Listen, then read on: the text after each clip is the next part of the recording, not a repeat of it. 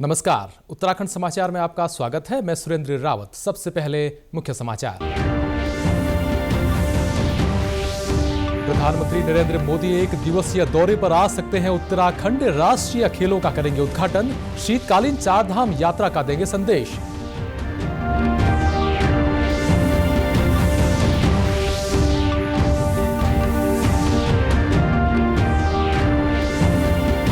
गढ़वाल मंडल विकास निगम शुरू करेगा दून दर्शन यात्रा। शहर और जिले के विभिन्न स्थलों के होंगे दर्शन। वरिष्ठ नागरिकों के लिए होगी अलग व्यवस्था।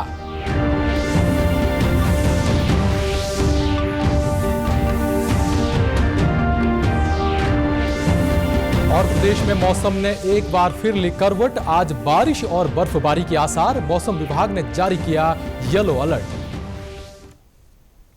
और अब समाचार विस्तार से।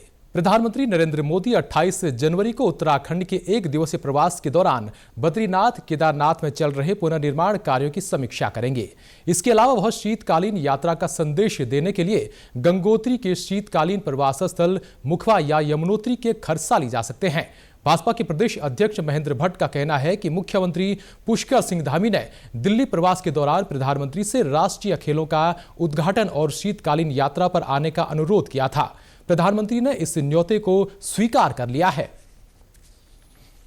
प्रधानमंत्री जी के कार्यक्रम का जब विस्तृत स्वरूप आएगा, उसमें अपेक्षा इस बात की भी है कि शीतकालीन यात्रा को प्रभावी स्वरूप देने में प्रधानमंत्री जी जब भी उत्तराखंड आते हैं तो उत्तराखंड के लिए कुछ न कुछ वरदान साबित होता है उनका दौरा। तो निश्चित रूप से जब शीतकालीन यात्रा का एक पक्ष निकल रहा है, बड़ी संख्या में ये यात्रा बढ़ी भी है। प्रधानमंत्री जी अगर आते हैं और हमारा गंगोत्री और यमुनोत्री के जो गद्य स्थल है वहां तक उनका जाना होता है, तो उसका लाभ हमको प्राप्त होगा। गढ़वाल मंडल विकास निगम एक बार फिर दून दर्शन यात्रा शुरू करने जा रहा है। इस योजना के जरिए पर्यटकों को देहरादून राजधानी के साथ साथ जिले से बाहर भी यात्रा करने का मौका मिलेगा। गढ़वाल मंडल के प्रबंध निदेशक विशाल मिश्रा ने बताया कि जल्द ही इस योजना को धरातल पर उतारने की तैयारी है।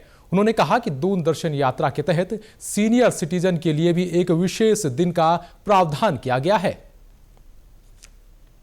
सिटी टूर या दून दर्शन का प्लान हमारा इस बार लगभग फाइनलाइज हो चुका है और बहुत जल्दी हम इसे ऑपरेट करेंगे। इसमें दो तरीके के हमारे टूर रहेंगे, एक विद इन सिटी और एक ऐसे टूर जो आउटसाइड द सिटी रहेंगे। विद इन टूर जो सिटी में हमारे हाफ डे में लगभग दिन भर में पूरे हो जाएंगे। आउटसाइड द सिटी भी एक ही दिन में पूरे करने का लक्ष्य है। आउटसाइड सिटी में हमारे जैसे कालसी है, ऋषिकेश है, हरिद्वार, उसको भी सम्मिलित करेंगे। और विद इन सिटी में हमारे जो शहर के अंदर हिस्टोरिकल या रिलीजियस प्लेसेस हैं उनको सम्मिलित करते हुए डे वाइज आइटनरी बनाई है हम लोगों ने। इसमें विशेष ध्यान रखा जाएगा सीनियर सिटीजन्स का कि एक दिन उनके लिए विशेष पैकेज रखा जाए ताकि एक ग्रुप जो है सीनियर सिटीजन्स का जाए और उनको भी एक भ्रमण की सुविधा मिले। इसके अलावा जो हमारी बसेज हैं जो इसमें डिप्लॉय की जाएंगी और जो हमारा स्टाफ रहेगा उनको विशेष ट्रेनिंग भी दी जाएगी।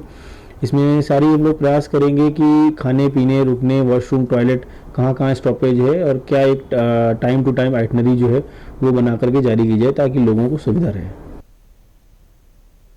और अब बात मौसम की। उत्तराखंड में एक बार फिर मौसम ने करवट ली है। मौसम विभाग ने 2 दिनों के लिए येलो अलर्ट जारी किया है।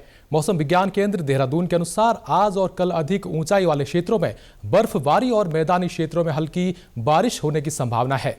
इस पर ज्यादा जानकारी के लिए बात करते हैं हमारे संवाददाता आशीष रमोला से। जी आशीष, मौसम की ताजा क्या कुछ अपडेट है आपके पास?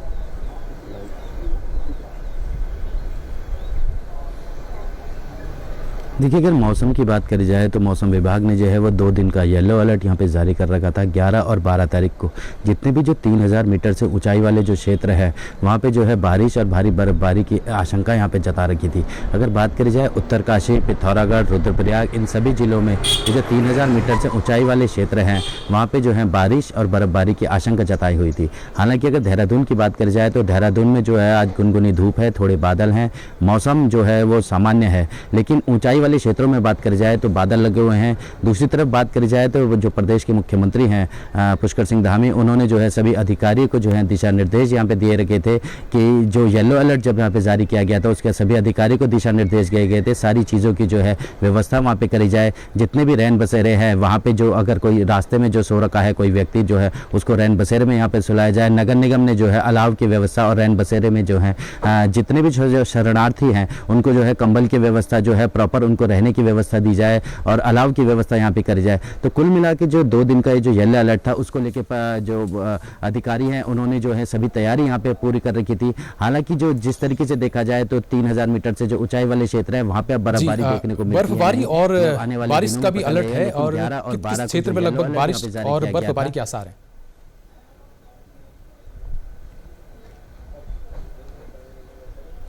जी बात अगर करी जाए तो बारिश और बर्फबारी की जो 3000 मीटर से जितने भी जो ऊंचाई वाले क्षेत्र हैं उसमें चाहे उत्तरकाशी है, पिथौरागढ़ है, चमोली है, पिथौरागढ़ है, धारचूला है, तो इन एरियाज़ में जो है ज़्यादा बर्फबारी के जो आसार हैं।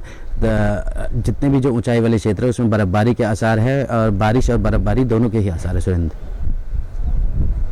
शुक्रिया आशीष। तमाम जानकारी के लिए बढ़ते हैं अगली खबर की ओर। नैनीताल जनपद में निकाय चुनाव की तैयारी को लेकर एमबी इंटर कॉलेज हल्द्वानी में मतदान कंट्रोल सेंटर बनाया गया है। यहां से जनपद के सभी मतदान स्थलों के लिए किट बनाई जा रही है। किट में 72 तरीके की चुनाव सामग्री रखी जा रही है। इन्हें अलग अलग 3 हिस्सों में विभाजित किया गया है। मतदान चुनाव सामग्री वितरण प्रभारी PS वाकी ने बताया कि 300 किट तैयार की जा चुकी है। हमारे जो है टोटल इस ज़िले में जो है 402 बूथ बन रहे हैं और हम अतिरिक्त रूप से जो है कुछ और चुनाव सामग्री की किट वगैरह तैयार कर रहे हैं। तो हम करीबन जो है 500 चुनाव सामग्री किट तैयार कर रहे हैं और चुनाव सामग्री किट में लगभग जो है 72 तरीके की जो है सामग्रियाँ हैं। तो इनको हमने जो है तीन हिस्सों में बांटा है। एक तो हमने जो है चुनाव में प्रयुक्त होने वाले जो है प्रपत्रों का एक किट तैयार किया है। दूसरा हमने जो है चुनाव में प्रयुक्त होने वाले लिफाफों का किट तैयार किया है और तीसरा हमने चुनाव में प्रयुक्त होने वाले छोटी छोटी सामग्री का उनका अतिरिक्त किट बनाया है। और इसके अलावा जो है हमने अपनी तरफ से जो तैयारी होती है तो हम लगभग 300 किट अब तक तैयार कर चुके हैं। बाकी 200 किट अभी तैयार किए जाने शेष है। विकासनगर के कुंजा ग्रांट में इन दिनों पंजाब नेशनल बैंक की RCT ग्रामीण स्वरोजगार योजना के तहत 10 दिवसीय मशरूम प्रशिक्षण शिविर का आयोजन किया जा रहा है। शिविर में विभिन्न स्वयं सहायता समूहों से जुड़ी महिलाओं और मनरेगा कर्मियों को प्रशिक्षण देकर मशरूम उत्पादन के गुर सिखाए जा रहे हैं। पंजाब नेशनल बैंक के RCT निदेशक ओम प्रकाश पवार ने कहा कि शिविर में मशरूम उत्पादन के लिए महिलाओं को प्रशिक्षित किया जा रहा है। प्रशिक्षण के बाद इन्हें रोजगार के लिए ऋण दिया जाएगा। जब इनका पूरा ट्रेनिंग हो जाता है उसमें हम असेसमेंट टेस्ट लेते हैं इनका जो भी इन्होंने अभी तक सीखा है। फिर जो उसके साथ ही साथ हम इनका वाइवा भी करवाते हैं कि जो भी आपने सीखा है उसको पूरा पूर्णतः बताइए। और जब इनके सर्टिफिकेट टेस्ट वगैरह ये पास कर लेते हैं उसके बाद हम इनका सर्टिफिकेट वगैरह देते हैं, 2 महीने के अंतर का दे देते हैं इनको। और उस सर्टिफिकेट के आधार पे ये क्या अपना लोन भी ले सकते हैं और अपना क्या CCL के माध्यम से अपना काम भी शुरू कर सकते हैं। वहीं प्रशिक्षण ले रही महिलाओं का कहना है कि स्वयं के स्वरोजगार से महिलाएं आत्मनिर्भर बन सकती हैं। सर हमारे 10 दिन का प्रोग्राम है इसका मशरूम का। इसमें हम ट्रेनिंग ले रहे हैं। सभी औरतों का जो औरतें जुड़ी हुई है इसमें समूह से है। समूह का मतलब ये है कि सब इकट्ठा काम करेंगे। हमने अपने गांव का नाम थोड़ा सा करना है कि हम काम करके हमने आगे बढ़ाना है, अपनी खुद की एक पहचान बनानी है। सर हम मशरूम की ट्रेनिंग ले रहे हैं RCT से। वो हमें ट्रेनिंग दे रहे हैं सब रोजगार के लिए। यहाँ पे जो महिलाएं जुड़ी हुई हैं सब SSG की हैं, सब मतलब ग्रुप से काम करेंगे। और जो जितनी भी बेरोजगार महिलाएं हैं हम चाहते हैं वो सब मतलब स्वरोजगार हों। जो घर में औरतें बैठी रहती है, काम नहीं है उनके पास, वो भी अपना काम कर सके, मशरूम का काम कर सके, अपना जो बेरोजगार हैं वो रोजगार बन सके। इसी के साथ अभी तक के समाचार समाप्त हुए। दूरदर्शन समाचारों से जुड़े रहें। मिलते हैं फिर शाम 5 बजे के बुलेटिन में। नमस्कार।